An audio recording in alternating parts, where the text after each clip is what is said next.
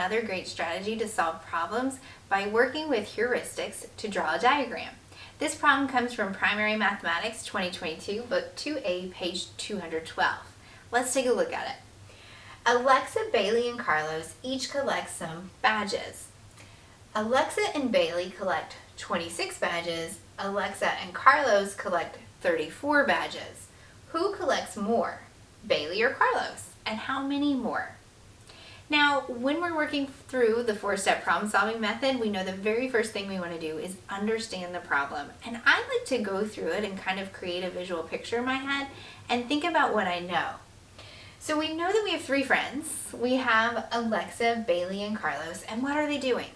They're collecting badges. Maybe they have them on like a vest or a backpack or something like that. What else do we know? We know that Alexa and Bailey together collect how many? 26. So I've got Alexa and Bailey, and when they put their badges together, they have 26. Then we have Alexa and Carlos, and together they have 34.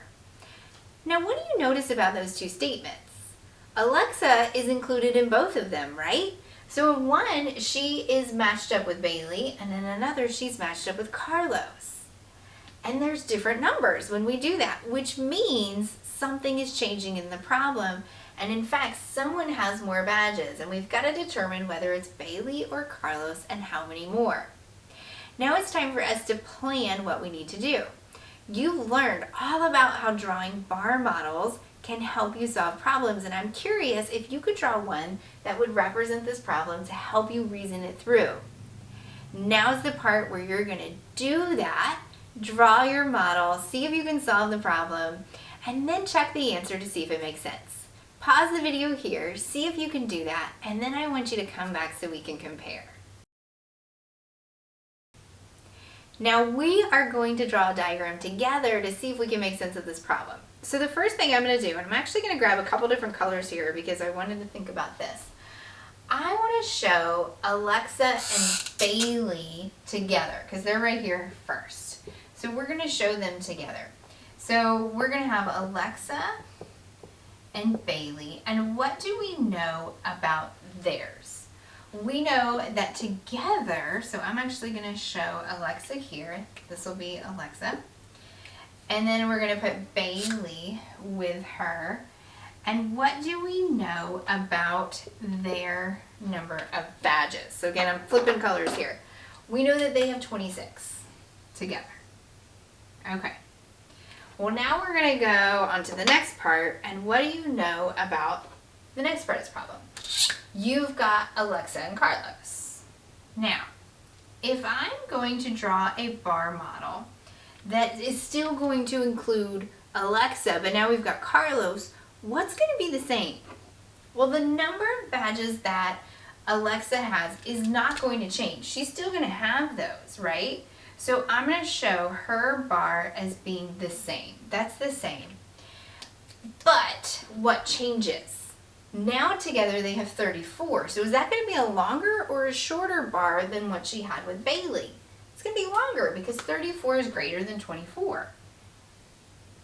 So I'm going to show that here. And I'm going to put that here as my Carlos. And then let's show that this is 34. Take a look at that picture. The question was, who collects more? Do you see who's collecting more? Do you see it right here in your problem? Noticing somebody's is a little bit longer. Whose? Carlos, right? Because Alexa's is the same. And when she was with Bailey, they had 26. But when she's with Carlos, there's a lot more. So who has to have more? Carlos. Awesome, we figured out that part. But now we have that little follow-up question. How many more? Well, how are their bars different? How could we show that they're different? We know that this one has more badges. It's a greater number. So how are we going to figure out how many more? What could we do? Well, we could find this little missing part right here. And how do you do that? I'm actually going to draw like a little arrow there. How are we going to figure that out? Well, if I subtract these numbers to find the difference, and notice there's going to be a little bit of renaming involved. So let's go ahead and do that. What do I get? 8. Well, that makes sense. So who has more? Carlos. And Carlos has 8 more badges. And our diagram helped us to see that really easily. In fact, when we drew it, we knew the answer was Carlos, that he had more immediately. It's one of the great reasons to use this diagram.